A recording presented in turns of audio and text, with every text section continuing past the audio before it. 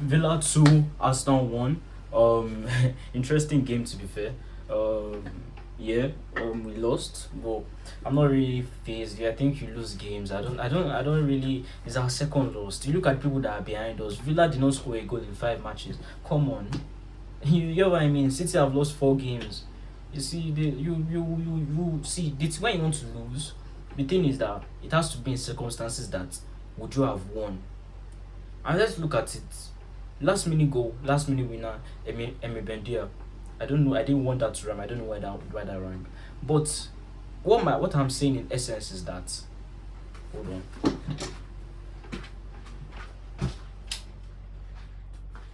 Anyways, I'm back.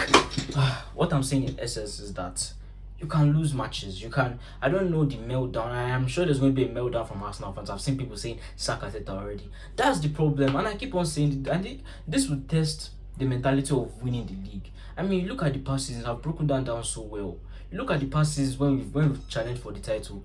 There are so many things that we've come up short on, and I say we have a good team this season. Well, I'm lucky. I'll get to that lately. I'll get to that after. But it seems that if the problem is that we've had shortcomings where one thing has fallen in place in the next season and the thing falls out of place again, but another thing falls in place. I don't know if you get, like, for example, now we had the fans were up for it 2023, 24. The fans were up for it. But now, what did we not have those seasons? We didn't have a good team, we didn't have a good squad, we didn't have squad depth. Now, when we have it, the problem is that the fans' belief has gone out. That's the problem. And people say that the final piece of the puzzle. People say this that the final piece of the puzzle is having a good squad, buying a Berechese, buying all of those players. The key is fans. You see now, they've lost this game now. What makes a good team is City lost games now when they won the league. What? They lost games now. You get what I mean? But what's the key thing? How do the players react? What can help them react more? What can help them go to Wolves and beat them? What should that be? Is how well they can bounce back, how well they have belief in themselves. Do you know what can impact that? The fans. You people, and I say this again, I say this in full, and I was watching AFTV and I said it as a super chat. I think it really takes a while for that to be believed. It really takes a while for that to be believed. You need the fans back. You don't think these players, they have lives? After this loss, they will go on their phones and all they'll be saying is sack Arteta now, sack Arteta now. Oh my god, why is Odegaard playing like this? Why? What do you think will happen to them? I'm not going to come here and lie to you that I've not slandered players. I have. But I've come to this realization. I've come to it. And the reason why, and I think between myself, and I watch the games and I'm like, did we really play to really say that, oh, these players were bad?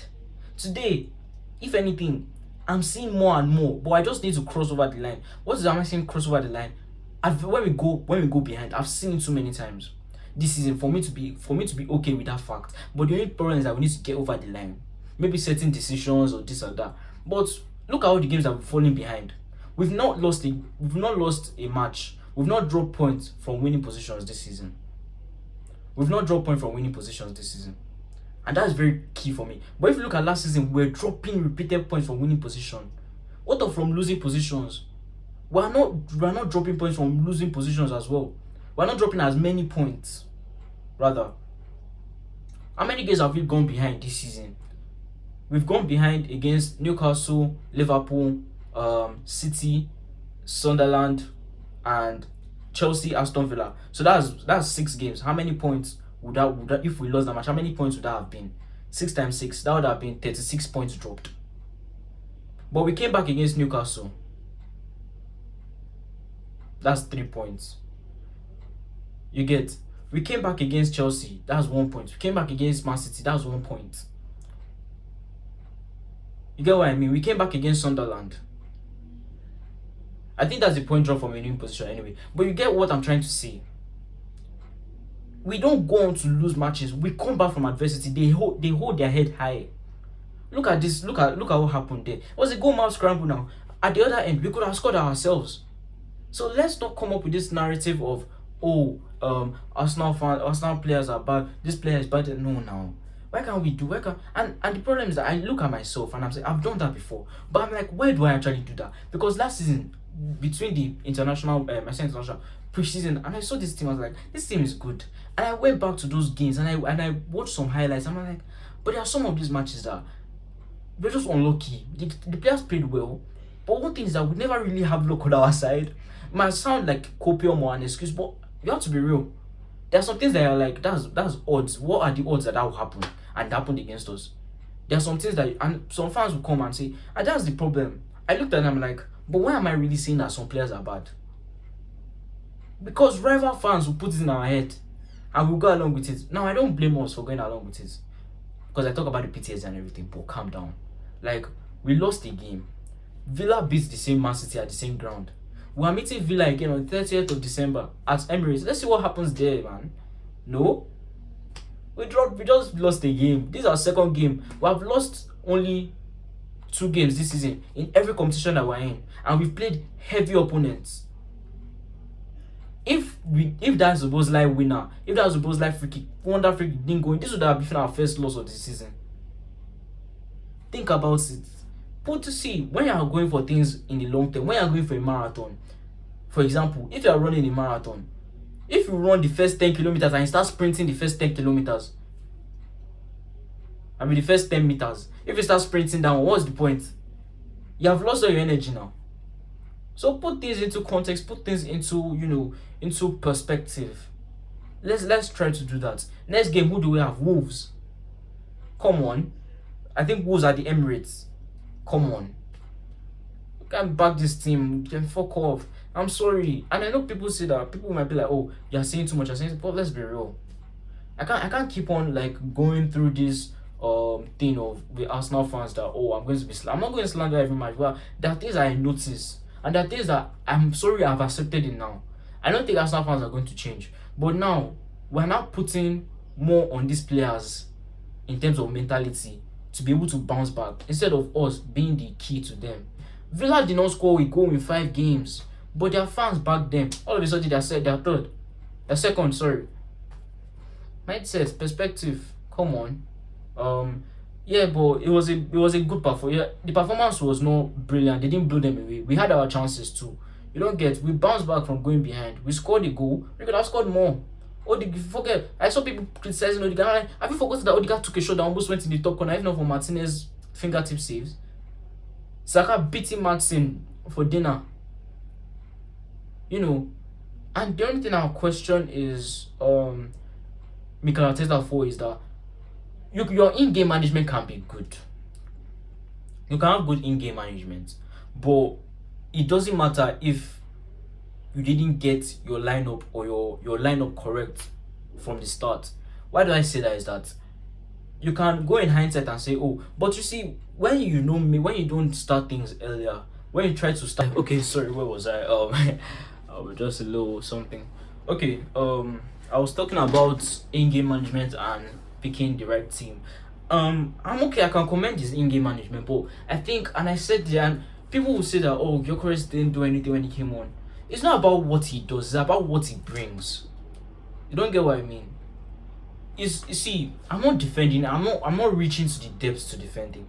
But you see, Merino's thing is that in that type of setting, with those type of defenders, with the type away for that matter, where they will dominate the ball more, you want to be playing a focal point. A focal point doesn't mean that he always gets it, but your mindset is that you have somebody there. If your mindset is that you don't have anybody there, we have to pass it around, you start having to pass in the middle of the park, you start having to pass at the back, you start having to invite pressure onto you. But if you know that, oh, I have a focal point there, but it might not get the ball necessarily, but it might trouble the people that are there, so I have a point there, so let me just play to him, let me relieve the pressure. But the problem is that if you don't have a focal point there, if you have somebody that's dropping in, you have to start playing at the back, you have to start playing in the middle, because if you launch it there hoping that he will be there, the thing is that you give them back possession and you are still under pressure. That's why I say that sometimes you play Merino. Sometimes you play Gyökeres. Sometimes you play Eze. Sometimes you play Odegaard. I'm not saying that, oh, yeah, and I don't know where this narrative of we need goals comes, we need a striker that can get 30 goals come from. Since we've seen it with Arteta never played like that. As the season after Aubameyang, Arteta never wanted a goal scorer. That's why we never got the goal scorer. It isn't quantum physics. It is simple. So I don't know the narrative. The only thing that we needed is somebody that will be in the box. Somebody that is a out and out striker. Now Gyökeres might go on some shit, on crazy scoring streak. We don't know. Now put things into perspective. Now we've played this game with a makeshift back four. They were superb, by the way. They were good, but it's a last minute goal. We scored a last minute goal against Newcastle. How do you think they will feel? They're in 14th now. Mindset, perspective. Saliba, Gabriel, we know how important they are. So let's not even try this shit. See, my problem is that yes, I believe in this team, but you see, when Gabriel and Saliba went out injured, my expectations reduced. I didn't think that after that, I knew that we will start conceding goals. I knew that because it's about stability. You see, those are little things that fans don't understand, fans don't think of. And I don't blame them, by the way, but there are little things that you have to take into account. Little minute details that you have to take into account. Like it or not. Sorry, like it or not. It's the truth. Stability. That's why, in my mind, when there was that debate of Odegaard, should strip Odegaard of the captaincy, I'm like, don't do that in this type of season. Do you know why? Because people will be Odegaard's friend in that team, and people will also be Declan Rice's friend in that team. So what do you do if you do that? You just create a rift. You create a rift in the squad. Then one person will get on the pitch and says no passing to Odegaard, or one person come and says no passing to Rice. So why do we need to put ourselves through that? Essentially, see, people underestimate the value of stability in this league, in this team, and everywhere. And we see it week in, week out. Last season, we saw it with Rodri and Man City. You get what I mean? There's always a Jenga block that you take out and a team falls apart. Trust me. But me, I back this team. It was the last minute goal. We fans just need to pattern up, and it's a loss. You will not win every game. This is our second game. This is across all competitions, including Champions League, Carabao. Every competition, this is our second loss as a team. All we need to do is now, the boys need crucial rest, and I'm willing to sacrifice the Club Brugge game. That Club Brugge game, if Arteta can just do it, he should just sacrifice it, whether we win or lose or draw. I think he needs to rotate heavily in that game. Heavily. I think that game, I will even go as far as Mali Salmon. I'll throw my rule out. I think you even bring him Mali Salmon for that game. You need to rotate that Club Brugge game, because that's now the key that beating Bayern has given us. So now all we need at least, if we can just draw that Club Brugge game, we can get the result against Milan, and Kaira, we can beat Kairat Almaty.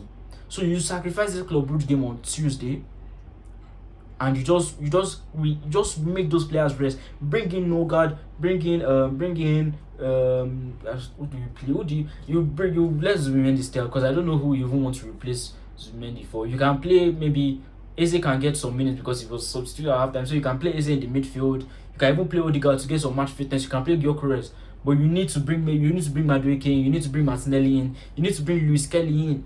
You know, you can even start Mali Salmon. Ben White can go in because he's not had so many minutes. You guys, bring Kepa in. You need it. We'll talk about that later. But this game was an okay game, but you lose sometimes like that. And we've done it to teams before. We talk about Bournemouth. We've done it to teams now. So if it's done to us, it's not something. This football, that's how it is. You don't know what can happen now in these next few matches. All of a sudden, you can see that Sunderland will hold Man City and all. That's all it is. But yeah. Thank you for watching. Hopefully we bounce back. We'll be back for the preview against Club Brugge. But yeah, come on, you gunners. I've got to watching some reactions, and honestly, I'm baffled. I look at Gyökeres and I'm like, did you give him a ball? People are talking Gyökeres. Did you give Gyökeres a ball that he missed? I want to know. Did you? Why do we like reactionary analysis? Why don't we look at the ball? Why don't we watch the match? I watch every single touch of it. I follow every single ball. Whether it's with Aston Villa or with Arsenal, I watch every movement. I watch every positioning. And for example, like I pointed out, the Saka chance against Brentford. You knew that if Saka missed that, and I saw Gyökeres' demeanor, you have taken the desire out of him. Because you are playing with the striker, you don't give him service. Please, I'm sorry. Nobody can tell me that Gyökeres is a bad player because you have not unleashed him. That is your job. And you have not done. Who do we blame there? Do we blame the players? Do we blame the manager? But as I said, I won't blame the manager because I know the manager doesn't want that type of striker. Because the last time we had that type of striker is Aubameyang. And since that time, he has not been replaced. And that was like 4 years ago now.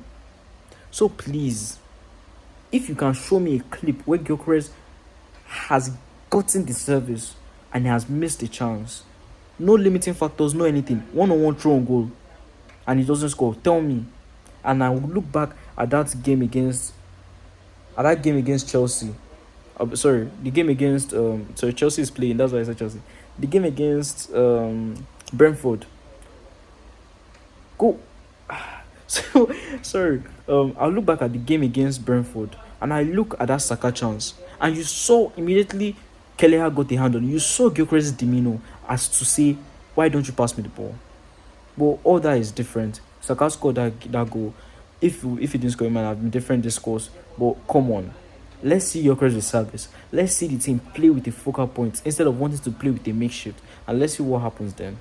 Again, come on, you Gunners. I think I'd have to do this more than I like to, but yeah, as I said, I think we need to have synergy in attack because we have it in defense. We have to rebuild it with different players. But if you have Saliba and Gabriel, you are sure you have it. You have the emotion, you have the desire, you have the drive, and you know each other. In terms of Timber, Gabriel and Saliba, Calafiori, they know each other. If you can even bring Miles Kelly into that, you have that, and you have that in midfield as well. Rice and Subimendi build that relationship brilliantly. Our midfield is one of our biggest strengths this season. But you need that scenario. I think the attack, and I think that's always what has been worrying. This is a more calm, kind of discourse. I think Mikel Arteta now needs to look at his attack and give the players and look at his matches and see, okay, which match would this one fit? And I think if we get Kai Havertz back, that's very crucial to everything that is going to happen over the rest of this season, because it's very important. It is to know where this player is going to be or what this player is going to do.